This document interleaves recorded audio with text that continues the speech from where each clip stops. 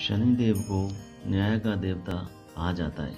वो पृथ्वी पर जैसा जो कोई कर्म करता है उसको उसी के फलस्वरूप परिणाम भुगतने के लिए मजबूर करते हैं। एक बार शनिदेव नाराज होकर सूर्यलोक को त्याग कर वन में चले गए, जहाँ सप्त ऋषि तपस्या कर रहे थे।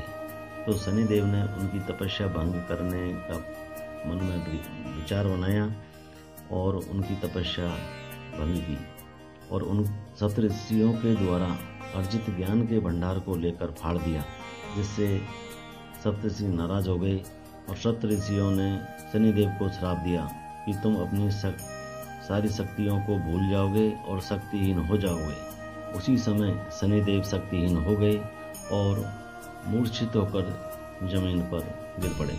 शनिदेव को हनुमान सूर्यलोक से ढूंढने के लिए निकले हुए थे और ढूंढते ढूंढते उनको शनिदेव वहां पर मिले। उन्हें शनिदेव मूर्छित अवस्था में मिले। शनिदेव को उठाने का प्रयास किया, लेकिन शनिदेव नहीं उठे। तो मूर्छित अवस्था में शनिदेव को लेकर हनुमान जी सप्त ऋषियों के पास पहुँचे, क्योंकि उन्हें उन ताड़ पत्रों के माध्यम से ये पता लग गया था कि शनिदेव को सप्त ऋषियों ने ही श्राप दिया होगा, और उनसे क्षमा मांगी और ज्ञान के भंडार ताड़ के फटे पत्तों को संग्रहित कर ऋषियों को सौंपा। तो ऋषि प्रसन्न हुए और कहा, हम तुम्हारी क्या सहायता कर सकते हैं। तो हनुमान ने शनिदेव को श्राप मुक्त करने की प्रार्थना की। तो ऋषियों ने कहा कि हम उन्हें शक्ति दे सकते हैं, लेकिन वे अपनी शक्ति का दुरुपयोग ही करेंगे। तो हनुमान ने कहा कि मैं वचन देता हूँ वो अपनी शक्ति का दुरुपयोग नहीं करेंगे।